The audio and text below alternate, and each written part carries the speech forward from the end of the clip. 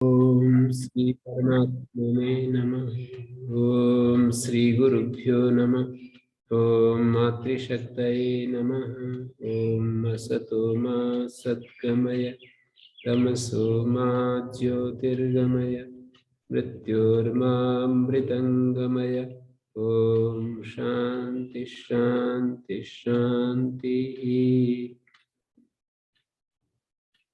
उपनिषद कक्षा 39 कठोपनिषद का दूसरा अध्याय चलेगा। पहले अध्याय की 3 वल्लियों का हमने स्वाध्याय किया। उसमें किसी का कोई प्रश्न है तो रखा जा सकता है, नहीं तो फिर आगे बढ़ेंगे।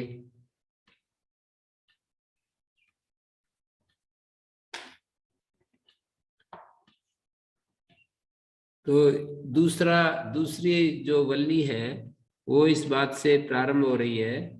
दूसरा अध्याय की प्रथम वल्ली इस बात से आरंभ हो रही है कि विधाता ने ये जो हमारी इंद्रियां बनाई हैं, ये बाहर की ओर इनको उद्घाटित किया है। ये कभी भी अंतरात्मा को नहीं देख सकती हैं। ये पहली स्थापना कर दी कि परांचि खानी व्यत्रिणत स्वयंभू तस्मात् परांग पश्यति नान्तरात्मन।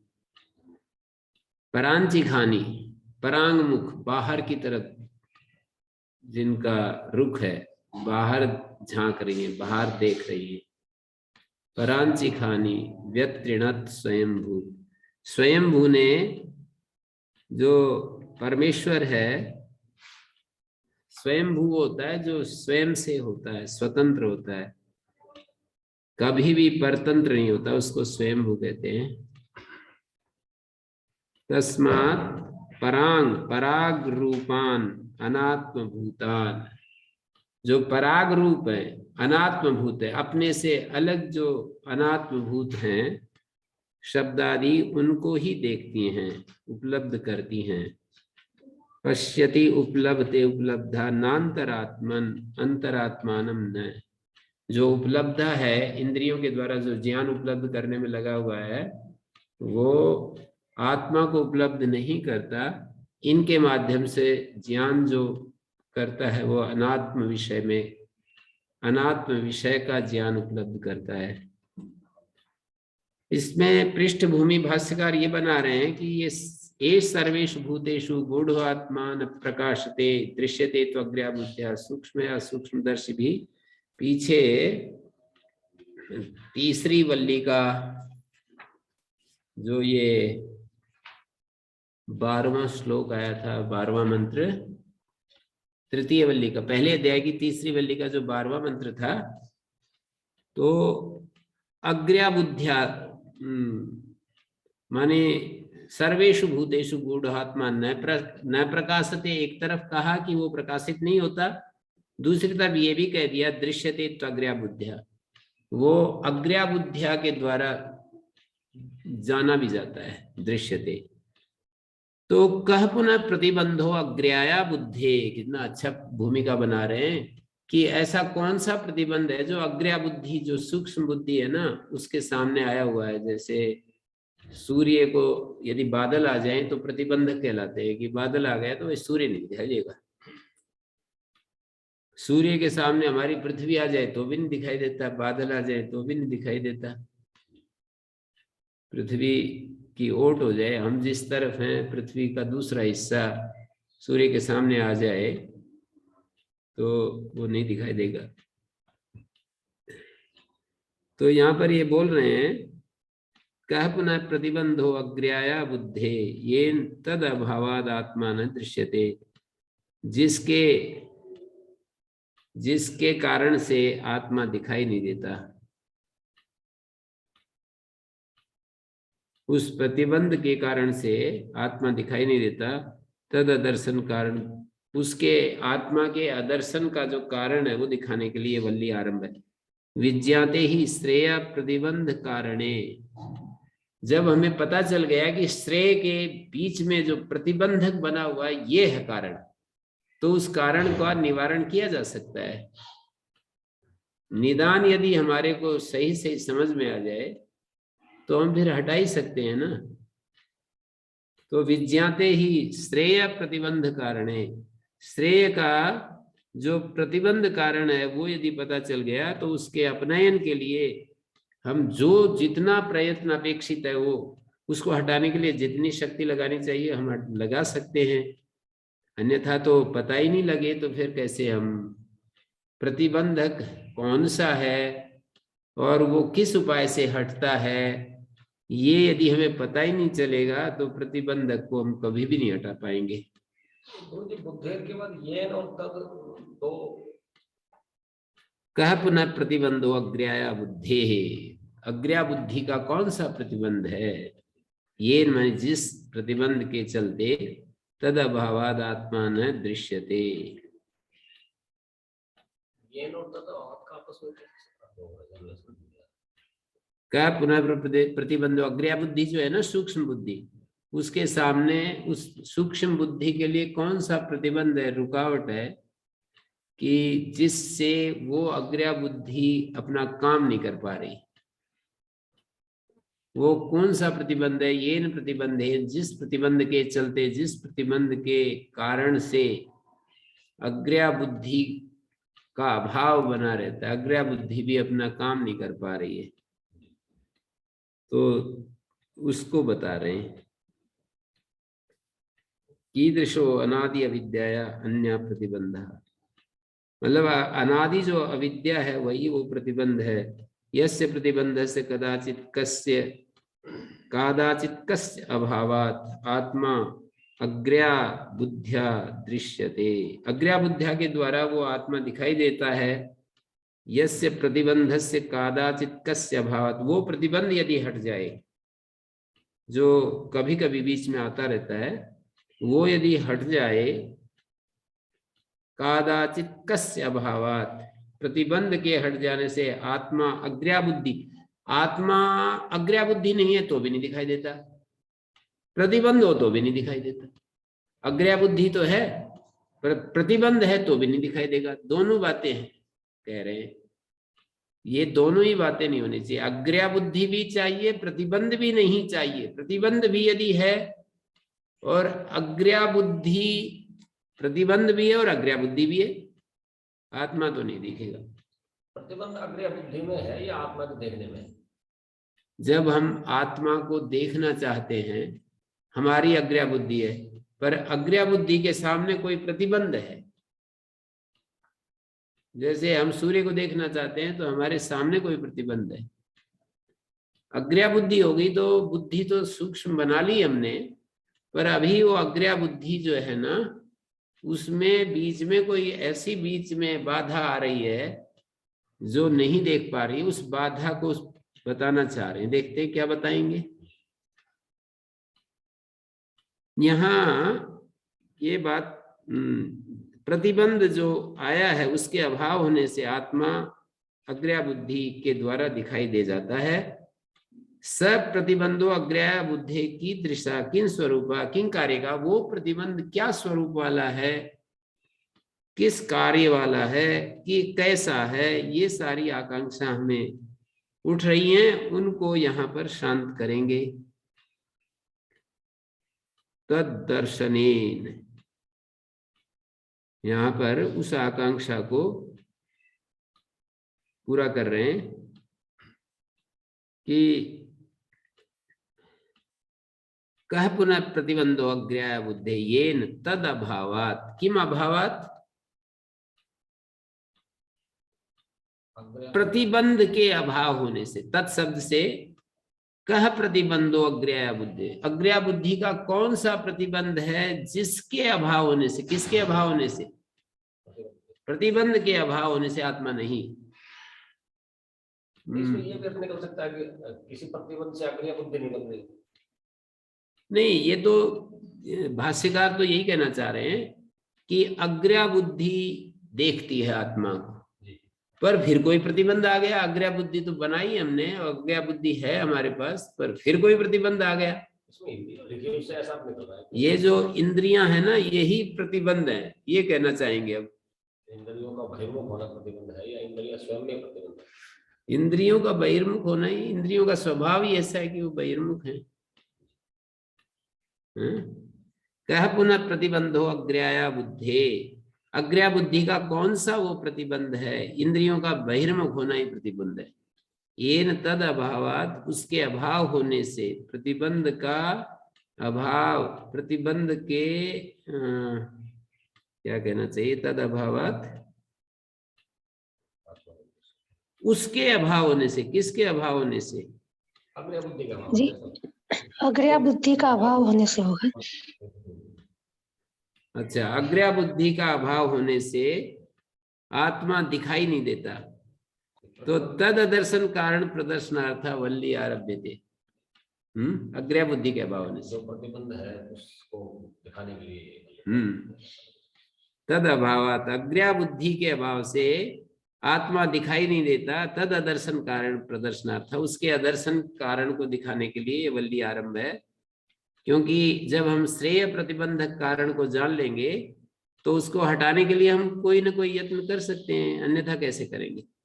तो इन्होंने बताया, परांची खानी व्यत्रिणत स्वयंभू, परागंचंती गच्छन्ति खानी। ये इंद्रियां जो हैं बाहर की तरफ दौड़ रही हैं। तद उपलक्षितानि श्रोत्रादीन इंद्रियां, ये जितनी भी हैं श्रोत्रादि इंद्रियों को खानी शब्द से कहा है। परांची खानी, तानी परांची एव शब्दादि विषय प्रकाशनाय प्रवर्तन्ते। ये शब्दादि विषय को प्रकाशित करने के लिए प्रवृत्त होती है। बहिर्मुख होकर के बाहर की तरफ देख रही ये इंद्रियां विषय, शब्दादि विषयों को प्रकाशित करने के लिए प्रवृत्त होती हैं। यस्मात् एवं स्वभाव कानी तानी, इस स्वभाव वाली जो इंद्रियां हैं, व्यत्रिणद हिंसितवान हननम कृतवान। वे त्रि धातु होती है ना, त्रिहु धातु, वो हिंसार्थ में होती है। तो व्यत्रिणद का अर्थ किया भाष्यकार ने कि हिंसितवान हननम कृतवान। ऐसे स्वभाव वाली इंद्रियां हैं, उनको उनका एक प्रकार से हनन कर दिया, नाश ही कर दिया। वो असो कौन है वो जिसने ऐसा कर दिया? स्वयंभू परमेश्वरा स्वयमेव स्वतंत्रो भवति सर्वदा न परतंत्र, सदा स्वतंत्र रहता है वो। तस्मात् पराग रूपान अनात्म भूतान, ये जो अनात्म भूत जो रूप हैं हमें जो दिखाई देते हैं, शब्दादि जो विषय हैं, उनको उपलब्धा, उनको देख पाता है, अंतरात्मा को नहीं देख पाता।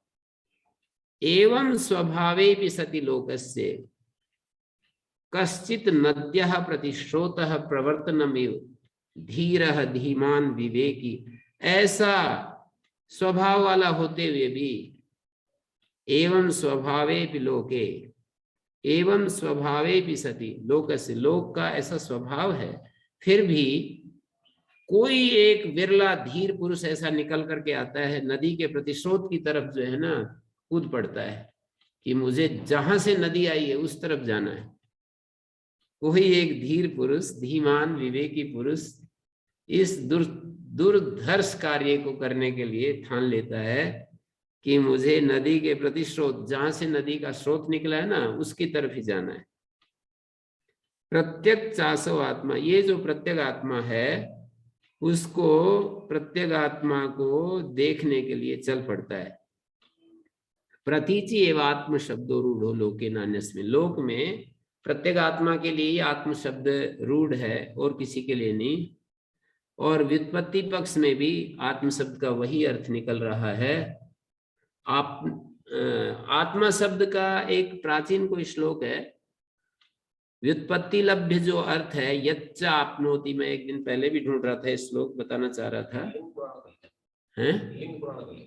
लिंग पुराण का एक श्लोक है, यच्चा आपनोति यदा दत्ते यच्चास्ति विषयान् हि यच्चास्य संततो भावा तस्मादात्मेति कीर्त्यते।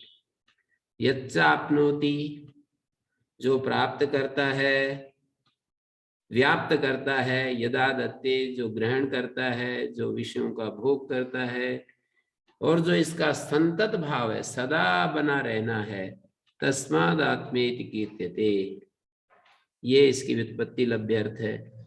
तम प्रत्यगात्मानं स्वं स्वभावम ऐक्षत, उस प्रत्यगात्मा को तम प्रत्यगात्मानं स्वम स्वभावम, अपना जो उसका होना है उसको देखता है। कोई एक व्यक्ति देखता है, धीर पुरुष। कश्चित धीरा प्रत्यगात्मानम ऐक्षत, देखता है। ऐक्षत ये तो लंग लकार का प्रयोग है, पर छंद में छंदसी लुंग लंग लिटह, तीनों कालों का अर्थ देते। कोई शब्द होते हैं ना, सद आधार पृथ्वी, उसने पृथ्वी को धारण किया, वो कर रहा है, वो करेगा। तो कश्चित धीरा प्रत्यगात्मान, कोई धीर उसको देखता है। आवृत चक्षु अमृतत्व में इच्छन्न, पर कैसे देखता है इसका यहाँ पर वर्णन कर रहे हैं। आवृत चक्षु, आवृत चक्षु का अर्थ है आवृतम व्यावृतम चक्षु श्रोत्रादिकम इंद्रिय जातम अशेष विषयात यस्य स आवृत चक्षु, सारे विषयों से जिसका आंखें निवृत्त हो गई हैं, व्यावृत हो गई हैं। आवृत चक्षुर आवृतम व्यावृतम चक्षु श्रोत्रादिकम इंद्रिय जातम अशेष विषयाद यस्य, जिसके संपूर्ण विषय से आंखें, और आंखें तो उपलक्षण है, सारी इंद्रियां व्यावृत हो गई, हट गई हैं। सएवं संस्कृता प्रत्यगात्मानं पश्यति, ऐसा व्यक्ति प्रत्यगात्मा को देखता है। नहीं बाह्य विषय आलोचन परत्वम, जो बाह्य विषय के आलोचन, बाह्य विषय के आलोचन में जो तत्पर है, प्रत्यगात्मैक्षणम एकस्य संभवति, प्रत्यगात्मा का ईक्षण देखना नहीं बनेगा। जैसे हम विषय को देखते हैं तो अपने को नहीं देख सकते, अपने को देखते हैं तो विषय नहीं दिखाई देता। कार्य करते समय एक युक्ति बताई जाती है कि हम एक देहली दीपक की तरह, जैसे देहली पर खड़ा हुआ व्यक्ति अंदर भी प्रकाशित हो रही है, कमरा अंदर भी प्रकाशित हो रहा है और बाहर भी प्रकाश दे रहा है। इस तरह से यदि हम ऐसे देहली पर रखे हुए दीपक की तरह, हम यदि ऐसी स्थिति में खड़े होकर के कर्म करते हैं तो हमारे कर्म ठीक होते हैं और हम लिप्त नहीं होते कर्म में, साक्षी बने रहते हैं। मानिए हमारा कुछ हिस्सा तो हमारा भीतर रहे और कुछ हमारा बाहर रहे, कर्म की साथ में भी लगा रहे, कर्म को भी करते रहे और आत्मस्वरूप को ना भूले। हाँ, अपने आत्मस्वरूप को ना भूले। तो ऐसी एक युक्ति बताई जाती है। बाकी अपने आत्मा को यदि पूर्ण रूपे यथा यथ, माने ठीक ठीक अपने स्वरूप को देखना है तो बाह्य विषय नहीं दिखाई देने चाहिए। और बाह्य विषय को देखते हैं तो आत्मा तो भूल ही जाता है। ये एक तीसरी कर्म करने की युक्ति, कर्म करने का एक अच्छा तरीका बताया जाता है कि हम अपने आंतरिक चेतना में रहते हुए कर्म करें, अपने को कर्म में इतना खो न बैठे कि अपना स्वरूप ही हमारा कर्म के साथ तादात्म्य को प्राप्त होकर नष्ट ही हो जाए। हमारा जो चेतन स्वरूप है वो दृश्य स्वरूप ही हो जाए, देह स्वरूप ही हो जाए, अनात्म स्वरूप ही हो जाए, आत्मा अनात्म स्वरूप ही हो जाए। तो यहाँ कह रहे हैं किमर्थम पुनरित्थम महता प्रयासेन स्वभाव प्रवृत्ति निरोधम कृत्वा, इतना बड़ा प्रयास करके अपने स्वाभाविक प्रवृत्ति का निरोध करके, स्वाभाविक प्रवृत्ति तो यही है कि हम बाहर को देख रहे हैं, उसका निरोध करके धीर जो है प्रत्यगात्मा को देखता है। तो इसका उत्तर दिया अमृतत्वम इच्छन, अमरण धर्मत्वम इच्छन, नित्य स्वभावताम इच्छन आत्मना, आत्मा का जो नित्य स्वभाव है उसको देखता हुआ। तो परांची खानी व्यतीर्णत स्वयंभू, स्वयंभू परमात्मा ने इन इंद्रियों को हिंसित कर दिया है, बाहर बना करके हिंसित कर दिया है। इंद्रियों का हिंसन करने का मतलब इतना ही है, इंद्रियों का हिंसन करने का तात्पर्य यही है कि वो अपने एवं स्वभावकानि पराग विषयाभिमुखत्व स्वभावानि इंद्रियाणि हननम कृतवान इति कथम, तेषां हननम नासो नष्टानां च न विषयोपनयन द्वारा अनर्थ हेतुता चेत यदैव इंद्रियाणि अंतर्मुखानि स्युः तदा तानि आत्मनिष्ठितया अमृतत्व साधनानि तथा इंद्रियाणि बहिर्मुखानि सृष्टानि यत्तेषां हननमेव कृतम्। यहाँ पर एक भाष्य के ऊपर आनंद गिरी जी एक टीकाकार हुए हैं, तो वहां उन्होंने इस विषय को स्पष्ट करते हुए कि इंद्रियों का हनन कैसे कह रहे हैं, हनन कर दिया स्वयं ने इन इंद्रियों का नाश ही कर डाला, तो ये कैसे क्या कह दिया। तो वो इसकी संगति लगा रहे हैं कि हनन कर दिया। वो कैसे कर दिया, उनका जो इंद्रियों का हनन है, नाश है, तेषाम हननम नाश है नष्टानाम च न विषयोपनयन द्वारा अनर्थ हेतुता। जो नष्ट हुई इंद्रियां हैं वो विषयोपनय विषय प्राप्ति के द्वारा अनर्थ हेतुता नहीं है, नष्टों की। जैसे कोई मर ही गया, वो क्या हमारे लिए कुछ करेगा। नष्टा नाम न विषयोपनयन द्वारा अनर्थ हेतुता चेत यदा एव इंद्रियाणि अंतर्मुखानि स्युः, जैसे ही वे इंद्रियां अंतर्मुख होती हैं, तदा तानि आत्मनिष्ठतया अमृतत्व साधनानि इत्यतः इंद्रियाणि बहिर्मुखानि सृष्टानि। इंद्रियां बहिर्मुख रची गई हैं, तेषाम हननम एव कृतम, उनका हनन ही कर दिया गया है। मानी जब इंद्रियां जैसे ही अंतर्मुख होती हैं, यदैव इंद्रियाणि अंतर्मुखानि स्युः, तो आत्मनिष्ठ हो जाती हैं और वे अमृतत्व के साधन बनती हैं, तो उस समय तो वो अपना काम ही छोड़ देती हैं। इंद्रियां जैसे ही अंतर्मुख होती हैं, तो अंतर्मुख होते समय तो उनका जो विषय को उपलब्ध कराना जो उनका काम है, तो वो विषयोपनयन द्वारा जो अनर्थ हेतुता है, तेषाम हननम नाश नष्टानाम च न विषयोपनयन द्वारा अनर्थ हेतुता। नष्ट हुई इंद्रियों का विषय प्राप्ति के द्वारा अनर्थ हेतुता यदि है, तो जैसे ही वो इंद्रियां अंतर्मुख होती हैं, तदा तानि आत्मनिष्ठता अमृतत्व साधनानि, वे इंद्रियां आत्मस्वरूप में स्थित होती हुई अमृतत्व के साधन बन जाती हैं। इसलिए इंद्रियां बहिर्मुख रची गई हैं और यही उनका हनन है, यही उनका हनन है। मानी हनन होने के बाद इंद्रियों को हनन कर दिया, तो वे समझ लीजिए कि वो जो हमें आत्म प्राप्ति होनी चाहिए वो हमें नहीं हो सकती है। इंद्रियों जैसे जैसे बहिर्मुख होती हैं, जैसे विषय के साथ संयुक्त होती हैं, तो उन इंद्रियों से हम आत्मा को नहीं उपलब्ध कर देते। इसमें इंद्रियों का हनन कैसे होगा, इसमें नहीं यार, पहले भी सबको विचार हुआ था। इंद्रियों का जिस उद्देश्य के लिए बनी है वो तो अपना बाहर की तरफ पूरा करती है। इंद्रियां तो बनी बाहर के लिए, बनेगी, और अंदर होने का तात्पर्य तो इतना समझ में आता है कि अपना काम छोड़ देते हैं बस।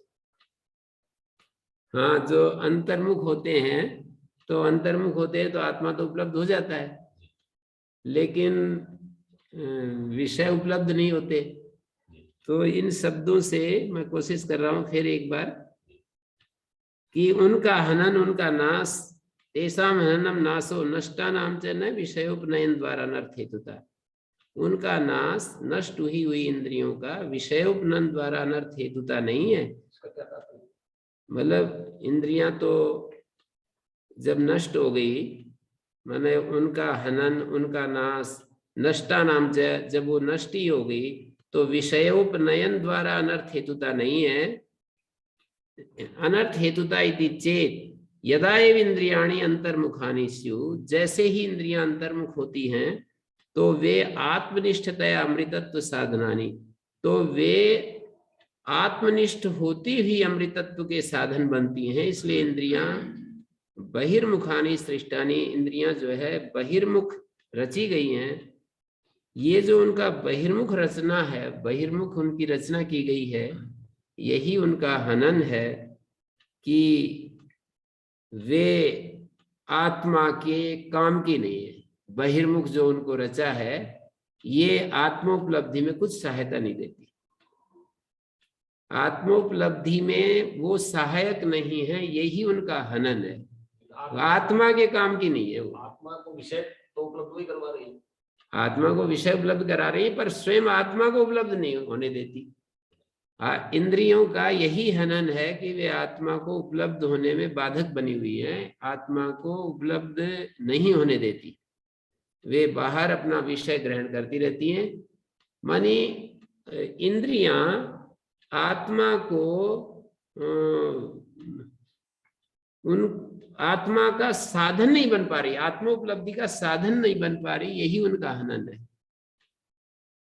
इंद्रियां यदि आत्मोपलब्धि में साधन बन जाती तब तो जिंदी थी, लेकिन आत्मा के काम की नहीं, आत्मोपलब्धि में सहायक नहीं, यही उनका हनन है। इतना ही हनन है कि आत्मोपलब्धि में सहायक नहीं है। ये तो सामर्थ्य नहीं होगा। हाँ, तो कुल मिलाकर के यही कहना चाह रहे हैं कि कोई व्यक्ति आत्मोपलब्धि करना चाहता है तो इंद्रियों के इस स्वभाव को से इस प्रतिबंधक से हटना पड़ेगा। एक प्रकार से तो निंदा अर्थ में बात है। हाँ, निंदा के लिए तो कह रहे हैं कि इंद्रियों का हनन कर दिया है, इंद्रियों को आत्मा के उपकार से वंचित कर दिया है, च्युत कर दिया है।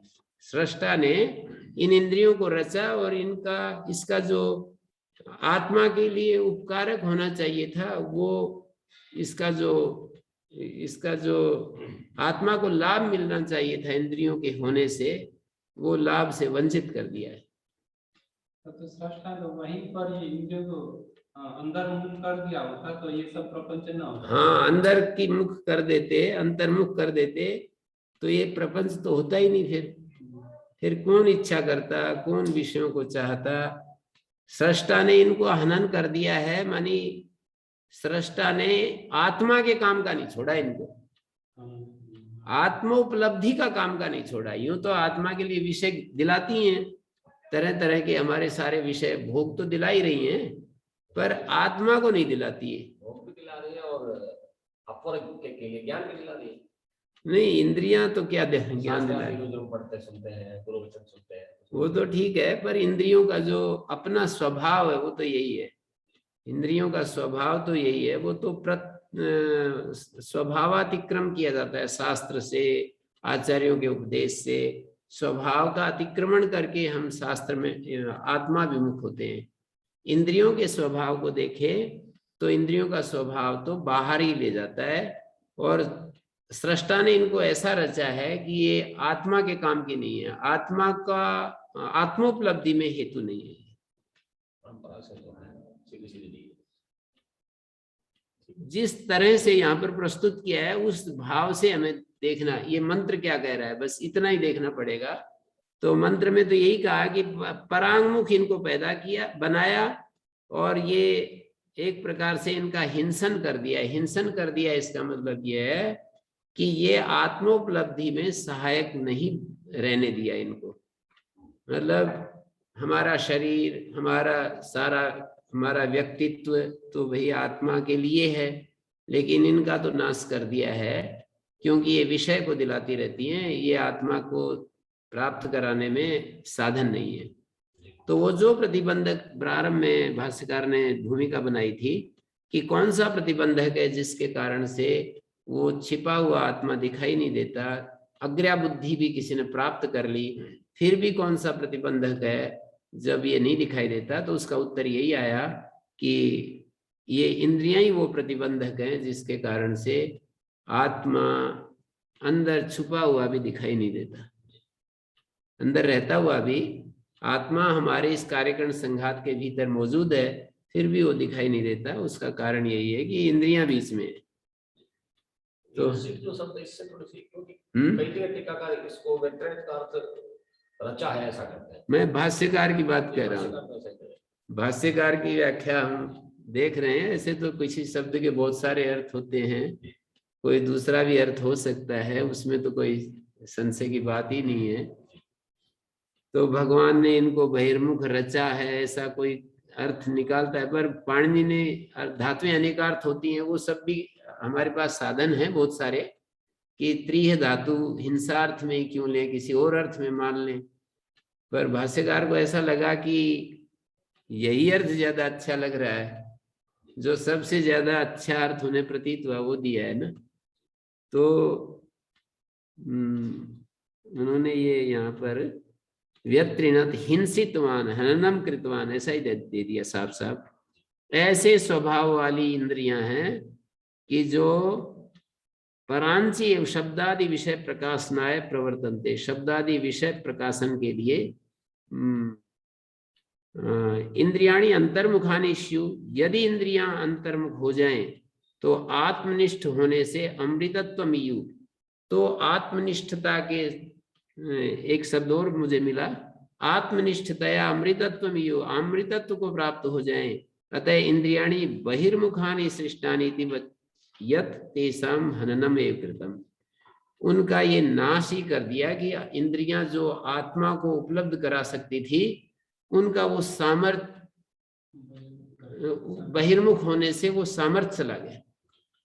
हनन करना का मतलब सामर्थ्य रहित हो गई ये इंद्रियां। मैंने इनका लोक भाषा में कहा तो बाहर की तरफ मुंह करके बेचारे को मार ही दिया। हाँ, बाहर की तरफ मुंह कर दिया तो इनको मार ही दिया, जो कि इनमें इतना सामर्थ्य है इन इंद्रियों में कि आत्मनिष्ठ होते ही अमृतत्व को प्राप्त हो जाता है व्यक्ति, या ये इंद्रियां अमृतत्व को प्राप्त करा देती हैं।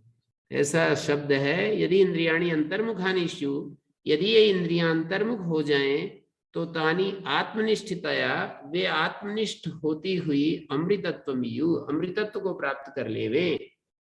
लेकिन इंद्रियां तो बहिर्मुख हैं, बहिर्मुख रची गई हैं, तो वो अमृतत्व से वंचित हो जाती हैं।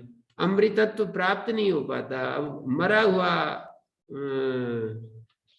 क्या कहना चाहिए कि अभी नजदीक जा रहे हैं हम इसके अभिप्राय के भाव के, कि इंद्रियां अंतर्मुख हो जाएं तो आत्मनिष्ठ होती हुई अमृतत्व को प्राप्त कर लेवें, और ये तो बहिर्मुख हैं, इसलिए वो अमृतत्व से वंचित हैं, यही उनका हनन है।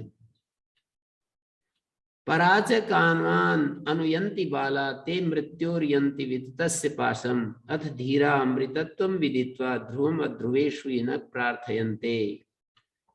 ये जो स्वाभाविक जो अनात्म दर्शन है, बाहर की तरफ जो देखना है, वो आत्म दर्शन का प्रतिबंध कारण है।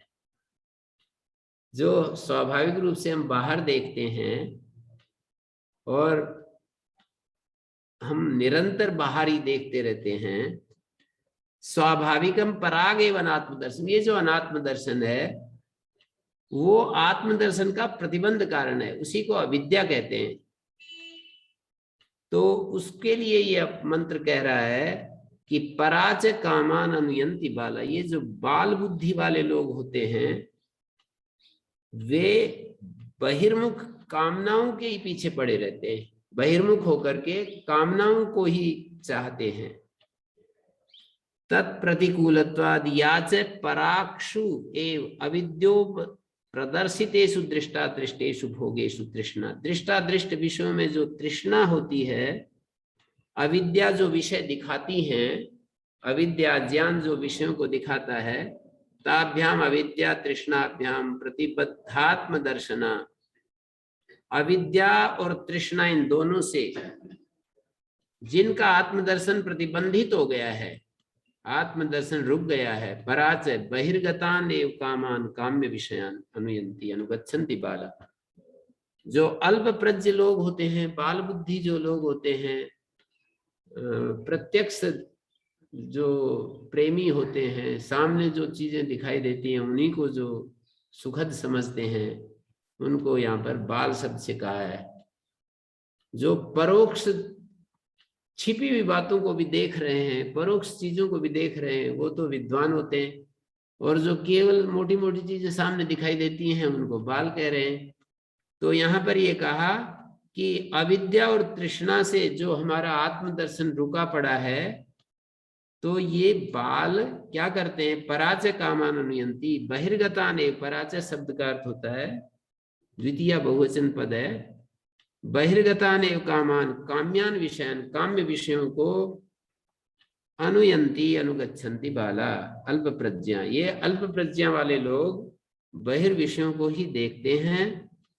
ते मृत्योर्यंति विदितस्य पाशम, इस कारण से मृत्यु और अविद्या काम कर्म समुदाय से, अविद्या कामना और उसके कामना की पूर्ति के लिए पूरा जी जान लगा करके मेहनत करना, अविद्या काम कर्म समुदाय से यंति गच्छन्ति विस्तीर्ण सर्वतो व्याप्तस्य पाशम, सब तरफ फैले हुए इस पास को प्राप्त हो जाते हैं। मृत्योर यंति विततस्य पाशम पाशते बध्यते, इन पास जो है वो क्या है?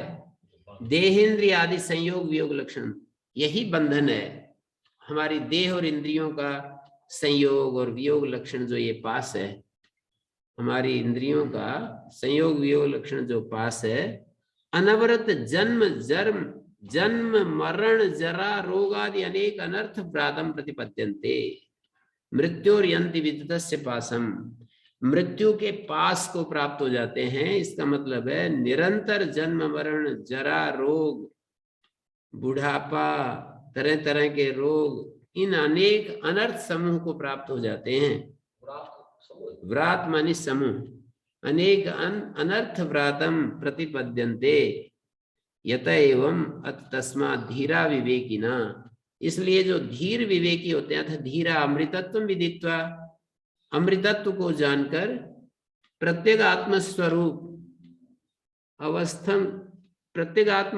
स्वरूप अवस्थान लक्षणम अमृतत्व, प्रत्येक आत्म स्वरूप में जो अवस्थिति है, ये जो अमृतत्व का स्वरूप है, उस अमृत को जानकर प्रत्यगात्म अवस्थान लक्षणम, प्रत्यगात्म अवस्थान स्वरूप वाला जो अमृतत्व है, प्रत्यगात्मा में जो ठहराव है, इस अमृतत्व को जानकर ध्रुवम विदित्वा नित्यम विदित्वा देवादि अमृतत्वम ही अध्रुवम, ये जो ध्रुव अमृतत्व है, नित्य जो अमृतत्व है, दो तरह के अमृतत्व है। एक सापेक्षिक अमृतत्व भी होता है, जैसे कि हमें विषयों से जो सुख मिलता है, जैसे सांख्य के प्रारंभ में ये प्रश्न उठाया कि ये दुख की अत्यंत निवृत्ति के लिए ऐसा उपाय क्यों रखा जा रहा है, अपने पास दृष्ट साधन भी तो बहुत सारे हैं। तो वहां पर उत्तर दिया, न दृष्टा तत्सिद्धि निवृत्तेपि अनुवृत्ति दर्शनात्, दृष्ट साधनों से वो हमें मिल नहीं सकता है जिसकी हमें चाह है, जिसकी हमें मांग है। दृष्ट साधन एक बार हटा देते हैं, फिर वापस आ जाती है, चीजें लौट करके आ जाती हैं। वो तो ज्ञान ही एक ऐसा है, उसको कहा प्रत्यगात्म स्वरूप अवस्थान लक्षण, जो ध्रुव अमृतत्व है, निश्चल जो अमृतत्व है, उसको जानकर जो देवादि अमृतत्व है वो अध्रुव है। और ये जो प्रत्यगात्म स्वरूप अवस्थान लक्षण, न कर्मणा वर्धते नो कनियान, बृहदारण्यक उपनिषद में, कर्म से इस अमृतत्व का स्वरूप बढ़ता नहीं है और घटता भी नहीं है। नो कनियान इति ध्रुवम, इसलिए ये अमृतत्व तो ध्रुव है। बाकी सभी अमृतत्व, स्वर्ग आदि की प्राप्ति और बहुत बड़े बड़े सुख प्राप्त कर लेना, सभी वो अध्रुव ही है। तदेवं भूतम कूटस्थम अविचाल्यम अमृतत्वम विदित्वा, ऐसा नित्य जो कूटस्थ स्थिर सम एक रस जो अविचाल्य, कभी भी जो चलायमान नहीं होता, ऐसा अमृतत्व को जानकर अध्रुवेशु सर्व पदार्थेषु अनित्येषु, अध्रुव जो सर्व पदार्थ, चारों तरफ जो फैलाव, इस जगत में जो फैलाव हो रहा है अनित्य पदार्थों का, सर्व पदार्थेषु अनित्येषु निर्धार्य ब्राह्मणा यह संसारे, ब्रह्म को जानने वाले ब्राह्मण होते हैं। वेद को, ब्रह्म को, आत्मा को जानने वाले जो लोग हैं, वेद, ईश्वर, आत्मा और व्याकरण के जानने वाले, मेरे सिद्धांत की भाषा में ब्राह्मण का अर्थ किया है उन्होंने, व्याकरण भी जोड़ रखा है। ब्राह्मण ने वेद ईश्वर और व्याकरण के जानने वाले, तीन शब्द प्रयोग किए हैं। तो वेद के जानने वाले, ईश्वर के जानने वाले और आत्मा के जानने वाले, दोनों का समुच्चय ज्ञान। हाँ, एक ऐसे ब्राह्मण होते हैं। ब्राह्मणा ही संसारे अनर्थ प्राय न प्रार्थयन्ते, अनर्थ प्राय इस संसार में किंचित प्रत्यगात्म दर्शन प्रतिकूलत्व, प्रत्यगात्म दर्शन से विपरीत जो कुछ है उसकी इच्छा नहीं करते, उसकी कामना नहीं करते हैं। पुत्र वित्र लोकैष्णाभ्यो व्युत्तिष्ठन्ति एव, पुत्रैष्णा वित्तैष्णा लोकैष्णा, ऐष्णा मात्र से साधनैष्णा साध्यैष्णा, कर्म साधन और फल दोनों से हट जाते हैं। फल और उसके साधन कर्म जो हैं उस सब से हट जाते हैं। कर्म से हटने का मतलब अपने सुख के लिए, अपनी इच्छा के लिए जो हम कर्म को तो साधन बनाएंगे, जब हमारे सामने सुख लक्ष्य में है अपने लिए।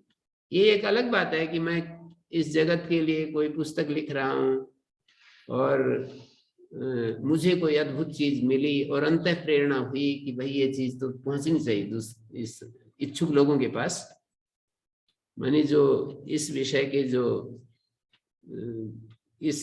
जो इच्छुक लोग हैं वहां तक ये चीज पहुंचनी चाहिए, तो वो एक अलग बात होती है। करुणा प्रेरित होकर के हम किसी को कोई चीज दे रहे हैं, इच्छुक लोगों को, जबरदस्ती नहीं, कोई इच्छुक लोग हैं और करुणा प्रेरित होकर के कोई ऐसा कर्म कर रहे हैं, हमें प्रेरणा हुई, बहुत सारी प्रेरणाएं होती हैं मनुष्य को, हमें प्रेरणा हुई कि भाई पेड़ लगाने चाहिए और एक आदर्श स्थापित करना चाहिए जिससे और भी इस रास्ते पर आए और इस सृष्टि के लिए सुख बढ़ा सके।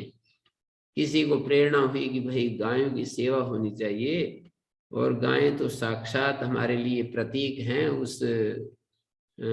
उसके लिए हमारे जीवन को, हमारी चेतना को ऊपर उठाने के लिए साक्षात निमित्त हैं ये, तो ऐसी मेरे को प्रेरणा हो रही है कि इनकी सेवा में कुछ न कुछ करना चाहिए। तो ये सब अलग बात होती है। और हम तो कर्म इसलिए करते हैं कि इससे हमारा कद ऊंचा हो।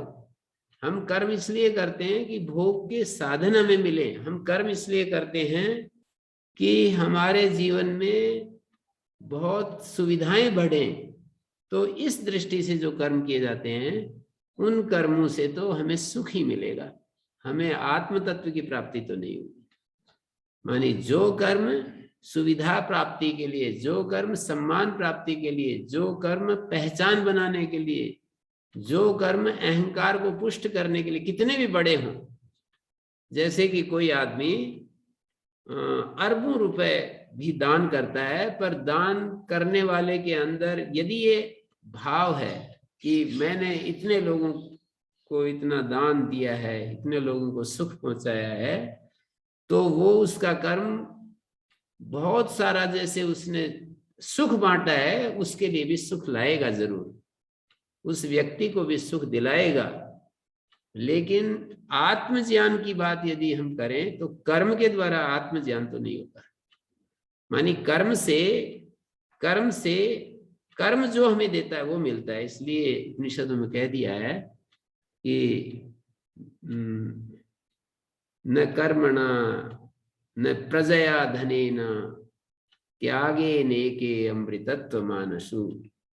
न तो किसी कर्म से उस अमृतत्व को पाया जाता है, न त्याग, न प्रजा से अच्छी संतान, देश के लिए, जाति के लिए, धर्म के लिए अच्छी संतान को पैदा करके संसार के अर्पित कर देना, उस कर्म से भी नहीं मिलता है वो। न प्रजया न धनेन, खूब धन उत्पन्न करना, पैदा करना और धन को बांटना, उससे भी नहीं, दान करना उससे भी नहीं। त्यागे ने एक अमृतत्व मानसु। इस सारे संसार से हम इतने अलिप्त हो जाएं कि नाम रूप और ये जो जगत है, नाम रूपात्मक कर्मात्मक, तीन चीजों का समुदाय है ये जगत, नाम रूप और कर्म। इन तीनों के स्वरूप से हम इतने अलिप्त हो जाएं, हमारे मन पर कहीं भी किसी प्रकार का कोई प्रभाव ना हो जगत का, ऐसे त्याग से अमृतत्व प्राप्त होता है। तो यहाँ पर देखिए बड़ा मंत्र, तो पराच कामान अनुयंति बाला। ये बाल बुद्धि लोग जो हैं बहिर्भूत कामनाओं के पीछे पड़े रहते हैं। ते मृत्योर्यंति वित्तस्य पासम। वे मृत्यु के फैले हुए जो वित्तस्य मृत्यु पाशम यंति, फैली हुई जो मृत्यु है विविध रूपों में, विद्या काम कर्म समुदाय से मृत्यु का अर्थ किया है भाष्यकार ने। ऐसे विततस्य विस्तीर्ण सर्वतो व्याप्तस्य सब तरफ फैली हुई इस मृत्यु के पाश को, बंधन को प्राप्त हो जाते हैं और धीर पुरुष अमृतत्व को जान नित्य ध्रुवम अमृतत्व विदित्वा। यहाँ ध्रुव जो शब्द है अमृतत्व के साथ जोड़ करके व्याख्या करनी चाहिए। अथ धीरा ध्रुवम अमृतत्व विदित्वा, क्योंकि अध्रुव अमृतत्व भी होता है, आपेक्षिक अमृतत्व भी होता है। तो ध्रुव अमृतत्व को जानकर अध्रुवेशु न प्रार्थयन्ते, जो अध्रुव चीजें हैं इनमें उस अमृतत्व की खोज नहीं करते हैं। अध्रुव पदार्थों में अमृतत्व नहीं मिलेगा, सुख मिलेगा। अध्रुव पदार्थों में हमें सुख मिल सकता है, और सुख जो है वो नैयायिक लोग एक कहते हैं कि 1 दुखों का ध्वंस जो है वो मोक्ष होता है। तो गिनाते हैं कि हमारी 5 ज्ञानेंद्रियां, एक मन, मतलब 6 इंद्रियां, 6 इंद्रियों के विषय, और 6 इंद्रियों से जो ज्ञान प्राप्त होता है 18 हो गए, और एक हमारा ये शरीर, और एक सुख और एक दुख। दुख तो दुख है ही, सुख को भी 21 प्रकार के दुखों का ध्वंस ही मोक्ष है, ऐसा वो कहते हैं। 21 प्रकार के दुखों का नाश ही मोक्ष है। तो उसमें देखने की बात यह है कि सुख को भी दुख में ही गिन रखा है, सुख को भी दुख में ही सम्मिलित कर रखा है, शरीर को भी दुख में ही सम्मिलित कर रखा है। दुख को तो दुख मान ही रहे हैं, और जो इंद्रियों से ज्ञान होता है वो तो गिना ही रहे हैं यहाँ पर भी, क्योंकि यही है रुकावट, यही बाधक है। ये इंद्रियां यदि अंतर्मुख हो जाएं तो हमें अमृतत्व दिला सकती हैं, लेकिन ये बहिर्मुख हो गई तो ये कुछ नहीं कर पाती। ये तो इनका समझो ये बेकार हो गई है। जब बहिर्मुख हैं, मतलब इतना सामर्थ्य दिखा दिया इन इंद्रियों का कि ये अंतर्मुख हो जाएं। ध्यान देने की बात है, यदि ये अंतर्मुख हो जाएं तो अमृतत्व प्राप्त करा सकती हैं, लेकिन ये तो बहिर्मुख हैं, इसलिए कुछ नहीं, ये तो एक प्रकार से नष्ट ही हुई पड़ी है। तो यहाँ पर ये जो सुख है, मैं ये कह रहा था कि आपेक्षिक अमृतत्व भी होता है, आपेक्षिक सुख भी होता है, उसको यहाँ पर नहीं लेना चाहिए। और स्वामी शरणानंद जी महाराज तो ये कह देते हैं कि सुख वो बीज हैं, सुख वो बीज हैं जो दुखों के वृक्ष बनकर लहराते हैं। सुख वो बीज हैं दुखों के वृक्ष बनकर लहराते हैं। सुख तो फिर मोह उत्पन्न करेगा। और फिर क्या कहते हैं स्वामी शरणानंद जी, कहते हैं कि भाई ये जो सुख के प्रति राग है ना, ये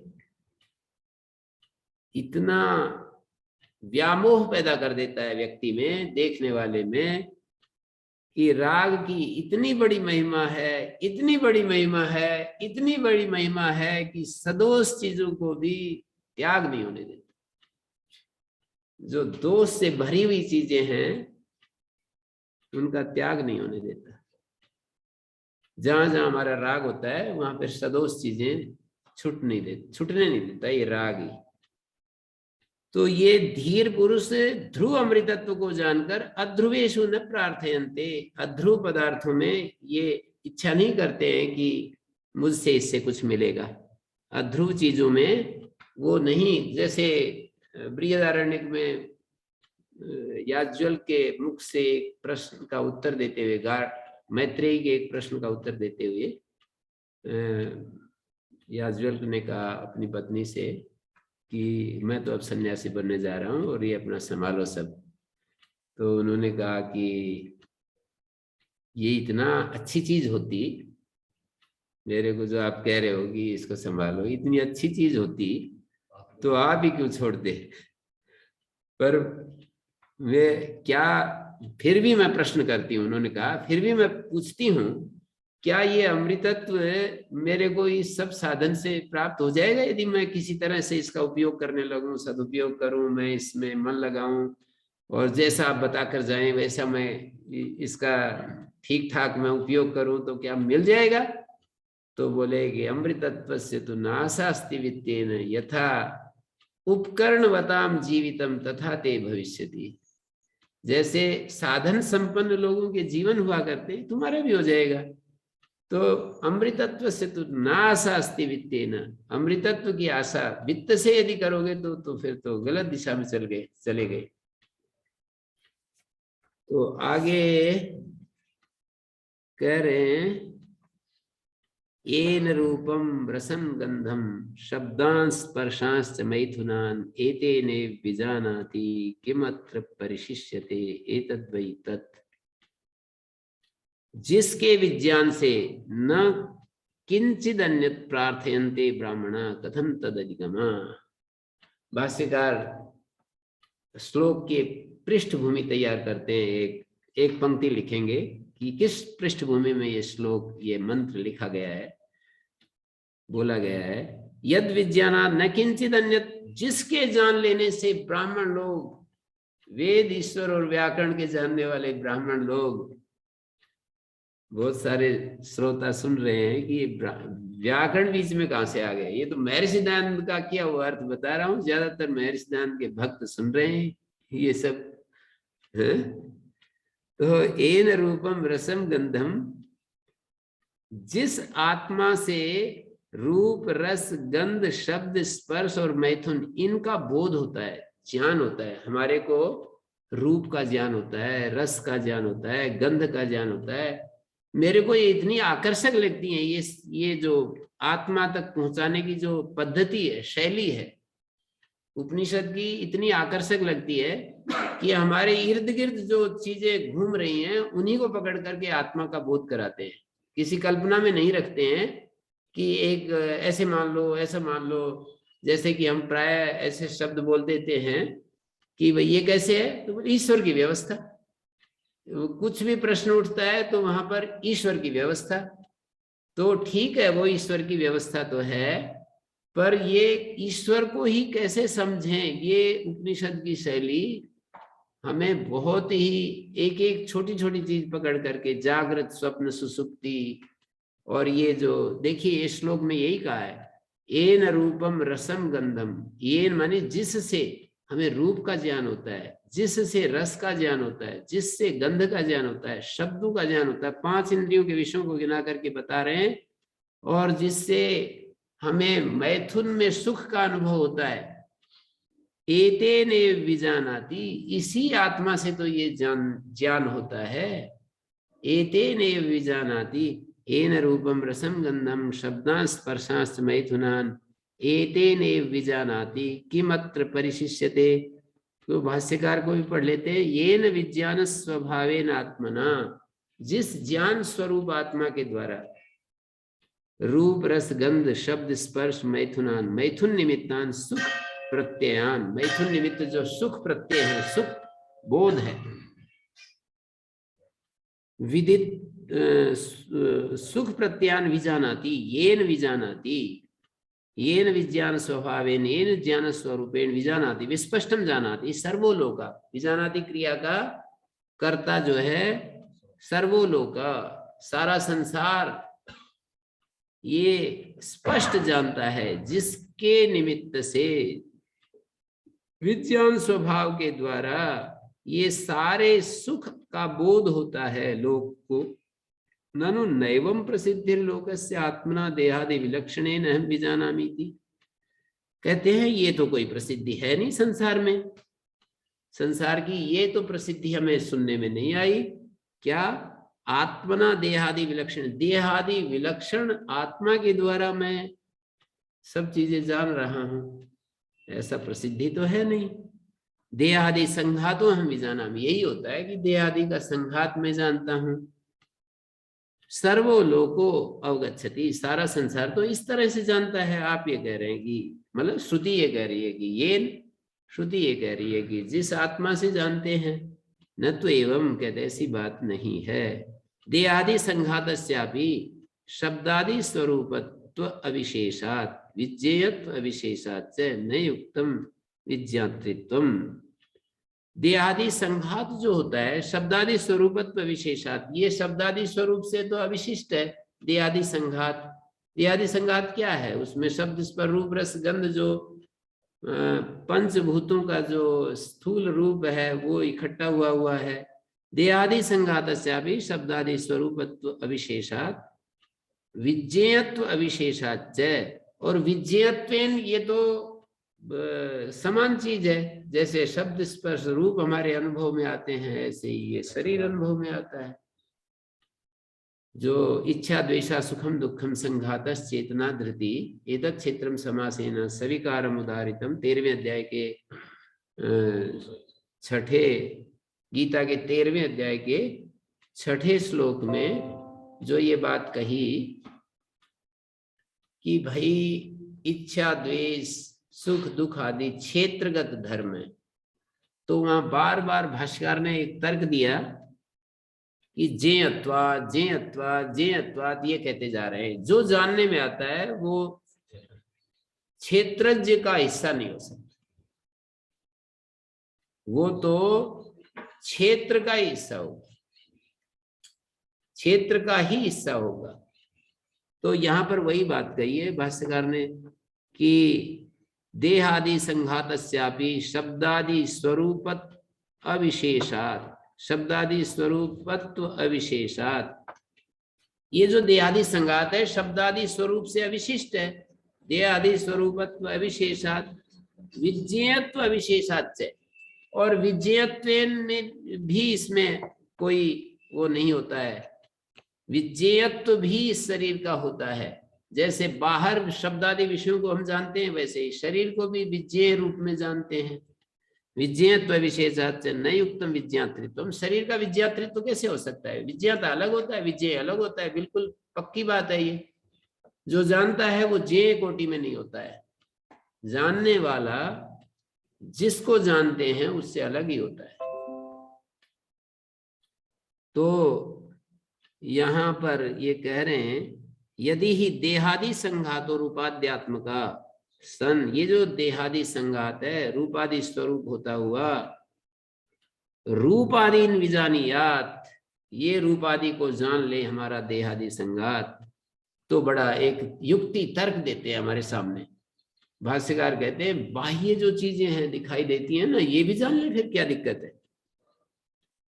देहादि संघात रूपाद्यात्मका सन रूपादीन विजानियात बाह्या भी रूपादि अन्योन्यम सम सम रूपम विजानियो। तो बाह्य पदार्थ भी रूपादि एक दूसरे को जान ले।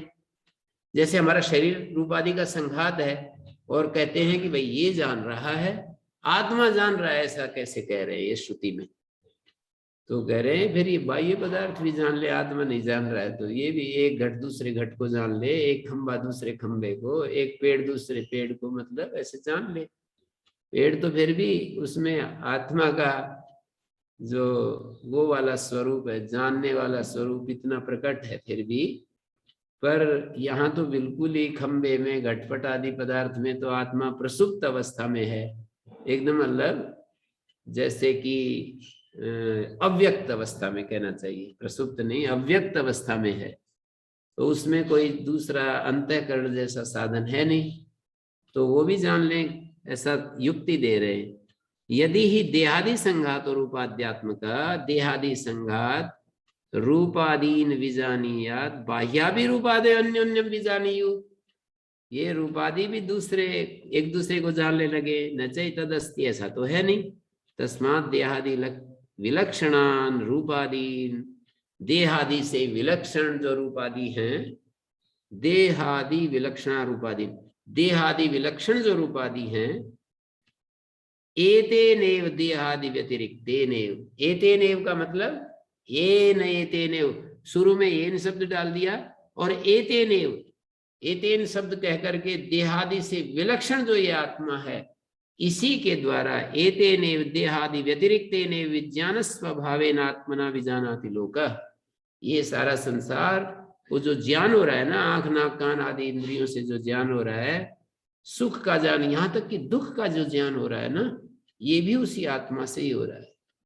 विज्ञान स्वभाव आत्मा के द्वारा ही ये ज्ञान हो रहा है। यथा लोहो दहति सो अग्निर इति तद्वत। एक दृष्टांत दे रहे हैं, जैसे कोई कहता है लोह जला रहा है, लोह थोड़ी जलाता है, अग्नि जलाती है, पर लोहा अग्नि के साथ तादात्म्य को प्राप्त हो गया इसलिए जला रहा है। ऐसे हमारे आंख नाक कान इंद्रियां उस चैतन्य स्वरूप के साथ तादात्म्य को प्राप्त होकर के देख पा रही है। लोहो दहति सो अग्निर, जैसे कोई लोहा जैसे कोई लोह जलाता है वह अग्नि, ऐसा कोई कह दे। आत्मनो अविज्ञेयम किमत्र अस्मिन् लोके परिशिष्यते, आत्मा से अविज्ञेय, आत्मा से अविज्ञेय क्या इस लोक में बचता है। न किंचित परिशिष्यते सर्वमेव तो आत्मा विज्ञेयम, आत्मा से जो जाना न जा सके या आत्मा के द्वारा जानने योग्य इस संसार में क्या ऐसा बच जाता है जो आत्मा जिसको नहीं जान सकता, आत्मा का जो विषय नहीं बनता, ज्ञान का विषय नहीं बनता। आत्मनो अविज्ञेयम न किंचित परिशिष्यते, आत्मा का अविज्ञेय जो है कुछ भी नहीं बचता। आत्मा किमत्र अस्मिन् लोके परिशिष्यते न किंचित परिशिष्यते सर्वमेव आत्मना विज्ञेयम, यस्य आत्मनो अविज्ञेयम न किंचित परिशिष्यते स आत्मा सर्वज्ञ। जिस आत्मा का अविज्ञेय कुछ भी शेष नहीं रहता वो आत्मा सर्वज्ञ है।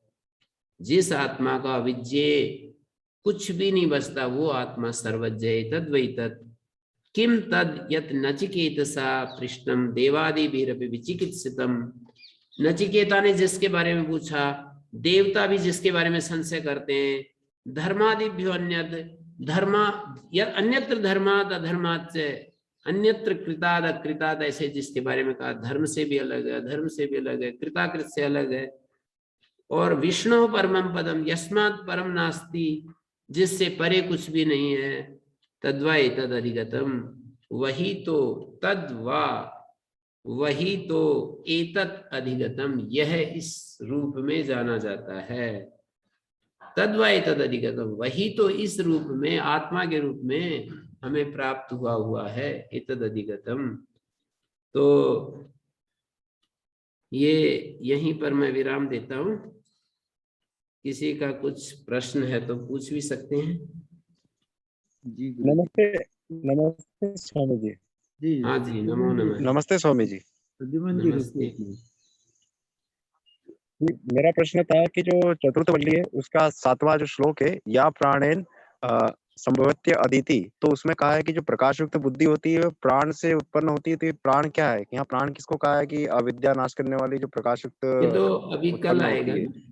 कल आएगा, कल विचार करेंगे, पिछले वाले पर विचार करें, वो तो कल श्लोक आ रहा है ना, एक दूसरा प्रश्न विचार कर लेंगे। प्राणे और फिर भी स्पष्ट ना हो तो आप पूछिएगा। आपने अपना प्रश्न रख दिया है, मैं ध्यान रखूंगा। दूसरा प्रश्न ये था। हाँ जी, हाँ जी, बोलिए स्वामी जी। दूसरा प्रश्न ये है जी कि जो शरीर के अंदर जो शरीर में घाव या आदि जो होते हैं, टूट फूट होती है, तो वो टूट फूट वापस जो अपने शरीर उसको रिकवर करता है, तो ये आत्मा की शक्ति से होता है या ईश्वर की शक्ति से होता है? वो तो ब्रह्म की शक्ति से होता है या आत्मा की? ईश्वर की शक्ति से होता है।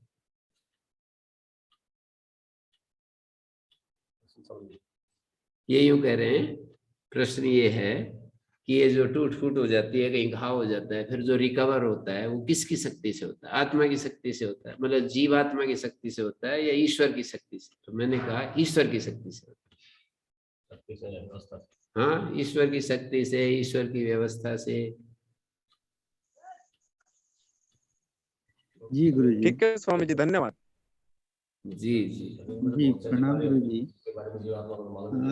एक तरफ तो हम कहते हैं कि परमात्मा कण कण में समाया है, फिर उसी को आपने ईशोपनिषद में कहा कि अगर हम ऐसे कहें कि भाई सारे जगत को परमात्मा की चादर से ढका हुआ है या परमात्मा ने सारे जगत को ओढ़ रखा है, तो इस दूसरी स्टेटमेंट से क्या हमें उसकी अनुभूति थोड़ी सी गहरी होती है गुरुजी? वो मुझे समझ नहीं आया। मतलब मुझे सब लगता है कि वो हम एक ही बात कह रहे हैं या मैं कुछ मिस कर रहा हूँ उसमें।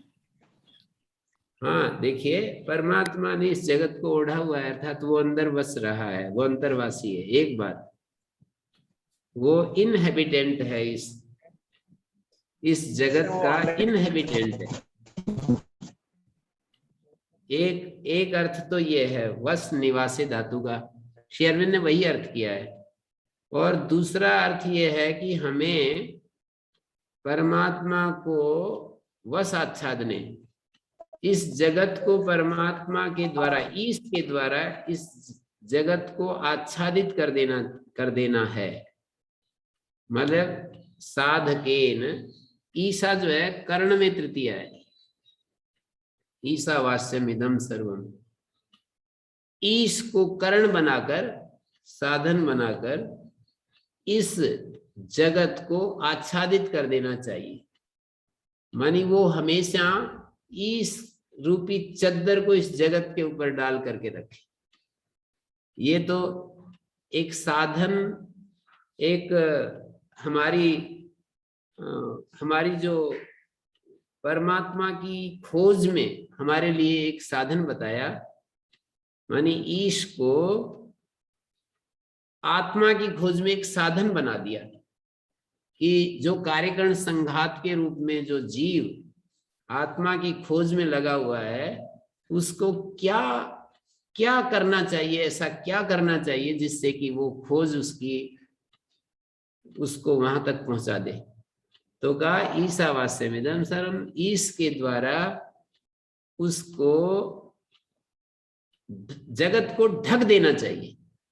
और ये प्रोसेस निरंतर चलते रहना चाहिए। जब जब भी वो ईश की ये चद्दर हट जाए, जैसे कोई आंधी से चद्दर हट जाए, विषयों की आंधी से चद्दर हटने लगे, आंधी जो उड़ा देती है ना, चद्दर कोई चीज डाली हुई है तो उसको उड़ा देती है।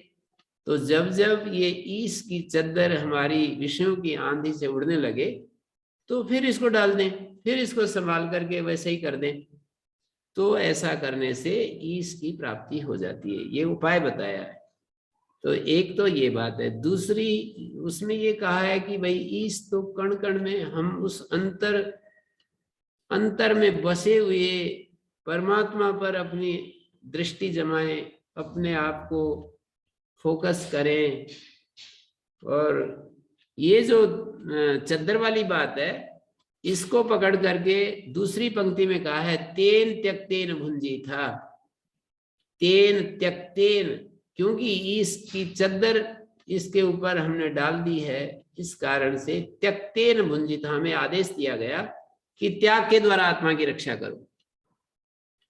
आत्मा की रक्षा यदि करनी है तो त्यक्तेन का मतलब है त्यागेन आत्मानम, आत्मानम। भुंजी था शब्द का अर्थ वैसे तो पाणिनि का अर्थ तो भोग करना होता है, पर वेद में व्यत्यय भी हो जाते हैं। आत्मपद का परसिपद, परसिपद का आत्मपद, वो सब चलता है। तो भुंजीता का अर्थ पालये था, मतलब आत्मा की रक्षा करो, त्याग के द्वारा आत्मा की रक्षा करो। आत्मा की रक्षा त्याग के द्वारा होती है। अभी आत्मा को आगे फिर कहा भी है कि अंधनतमा प्रविशन्ति, ये अविद्याम उपास नहीं, ये तीसरा मंत्र, असुरिया नाम ते लोका अंधेन तमसावृता तांस्ते प्रेत्या विगच्छन्ति एके चात्मनो जना। आत्मा की हत्या हम करते रहते हैं। आत्मा को न जानना ही आत्मा की हत्या करना है, आत्मा से विमुख होना ही आत्मा की हत्या करना है। तो यहाँ पर आत्मा की रक्षा की बात कही, वहां पर आत्मा की हत्या करते हैं अज्ञानी लोग। आत्मा की रक्षा करो, माँ गृध कस्य स्विधनम, ये एक संदेश दिया। तो कोई इसमें ज्यादा आप चद्दर डाल करके उसको देखें या उसके भीतर बसे हुए निरंतर उस परमात्मा को देखें, परिणाम तो एक जैसे ही आएंगे। हम यदि इस जगत में अंदर बसे हुए परमात्मा को देख रहे हैं, या हमने इसके ऊपर परमात्मा की चद्दर, ईश की चद्दर हमने उड़ा दी है और हमें कुछ दूसरी चीजें नहीं दिख रही, बस ईश रूप में ही सब कुछ दिख रहा है। सर्वम खलु इदं ब्रह्म जैसे आता है, सब कुछ ब्रह्ममय हमें दिखाई देता है, तो ये भी उपाय बहुत ही सशक्त है। इसमें चद्दर डालने के विषय में कुछ लोग ऐसा भी कहते हैं कि जैसे लाइट के सामने कोई एक रंगीन कोई पेपर कर दिया जाता है तो सारा वैसे रंग का वो दिखाई देता है उसको। ऐसे ही ईश्वर सृष्टि में ईश्वर का जो के रंग का जो पेपर रखते हैं तो उनको दिखाई देगा, ऐसा कुछ कहते हैं। जी जी नहीं, सहायता मिलती है गुरु जी, स्पष्टता होने से और सहायता मिलती है। जी जी, धनुपामा जी, आपका प्रश्न है, आप अनम्यूट कर लें प्लीज।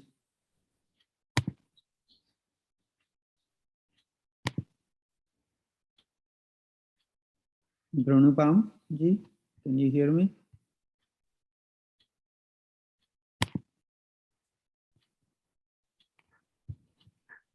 ठीक है गुरु जी, हम यहीं